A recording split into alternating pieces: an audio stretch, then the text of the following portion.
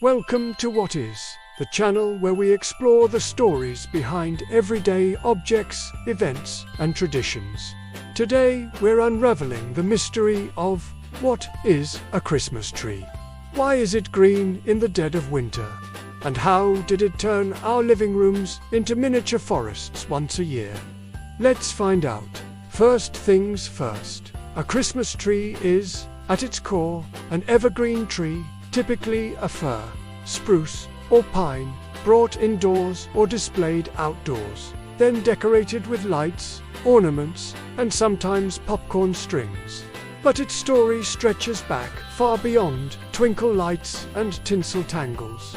Long before Santa selfies, ancient peoples in cold climates loved their evergreens. Druids in pre-Christian Europe saw these northern survivors as symbols of life, persisting through the gloom of winter.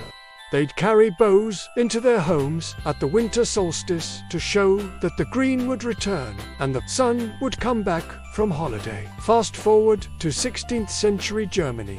Legend credits a man named Martin Luther. Yes, that Martin Luther, with lighting candles on a small fir tree to mimic stars glinting through the forest on a crisp winter's night. Whether it's legend or fact, it caught on, and the German Tannenbaum tradition spread across Europe. In 18th century England, Queen Charlotte, married to King George III, familiarized the British court with a decorated fir at Christmas. But it was her great-grandson, Prince Albert, who really sealed the deal. In 1840, he set up a Christmas tree at Windsor Castle, covered it in candles, fruits, and sweets, and the Illustrated London News published an engraving.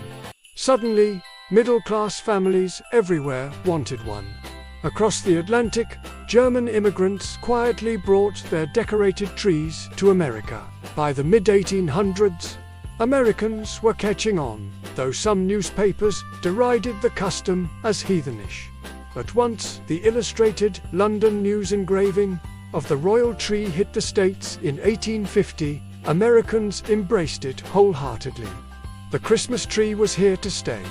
Choosing a real tree is practically an American pastime now. Every year, over 25 million live Christmas trees are sold in the US alone. Farmers grow them like miniature green skyscrapers, pruning them for that classic conical shape.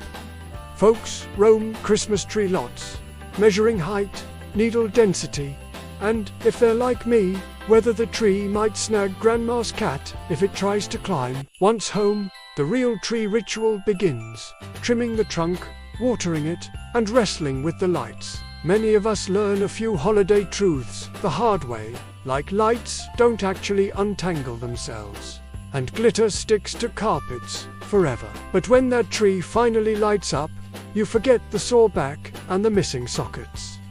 Now, let's talk artificial Christmas trees. The first commercial imitation sprouted in Germany in the late 19th century, crafted from green-dyed goose feathers attached to wire branches. Charming if you like soft feathers and rogue quills in your carpet. By the 1950s, plastic PVC trees took over. One big plus: no watering, no falling needles, and they come in every color of the rainbow: neon pink, shimmering silver, even camouflage green for outdoorsy types. But is an artificial tree greener than a real tree? Environmental studies give nuanced answers. Real trees are renewable, absorb CO2 while growing, and if recycled, become mulch or habitat shelters. Artificial trees, though reusable for up to a decade, are made of petroleum products and eventually wind up in landfills. So the eco-friendly choice depends on how many years you commit to using that plastic pine. Around the globe, different nations add their own twist. In Japan, you might see minimalist tree sculptures, or even upside-down versions to save floor space. In Mexico, poplar branches sometimes stand in for firs.